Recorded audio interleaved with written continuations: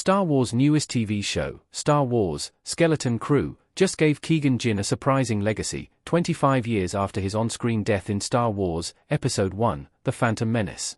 Although Qui Gon has had very little screen time in Star Wars, he has become increasingly important since his death. In addition to having a lasting effect on both Obi-Wan Kenobi and Anakin Skywalker, Qui Gon has had appearances in Star Wars, The Clone Wars and Obi-Wan Kenobi. In both shows, Qui Gon helped Yoda and Obi-Wan, respectively, learn one of the most difficult Star Wars Force powers, the ability to become a Force ghost. Skeleton Crew has now extended Qui Gon's legacy in another way, which is entirely separate from him mastering this skill. One specific callback to Qui Gon Jinn in Skeleton Crew Episode 5 reveals how wise the Jedi Master was and how far the Jedi may have fallen since then. Jude Law's mystery character quotes Qui Gon Jinn. Jod N.A. Noward's advice to Vim suggests he may actually be a Jedi. Jod and Vim sitting down in Skeleton Crew, 2024.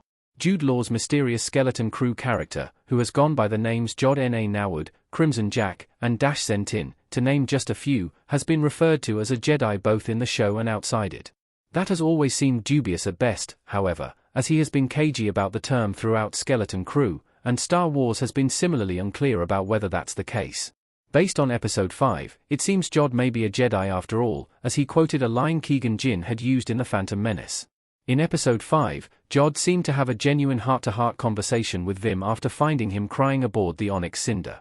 During that conversation, Jod told Vim, "Your focus determines your reality." Interestingly, even the context in which these lines were delivered is quite similar. In The Phantom Menace, Qui Gon said this very thing to Anakin Skywalker.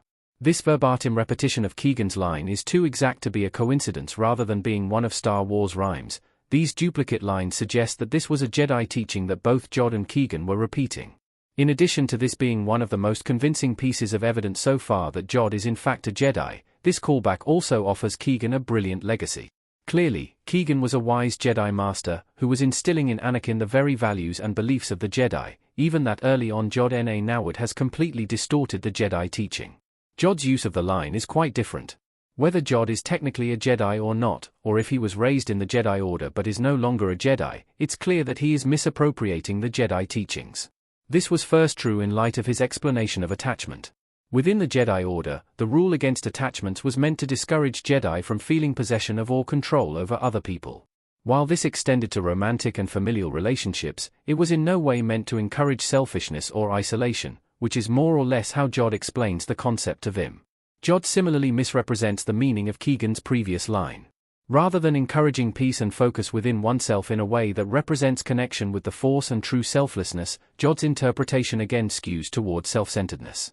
It will be interesting to see whether Jod will be confirmed to be a Jedi in the final 3 episodes of Star Wars: Skeleton Crew, but, in the meantime, Qui Gon Jinn's legacy lives on in Star Wars.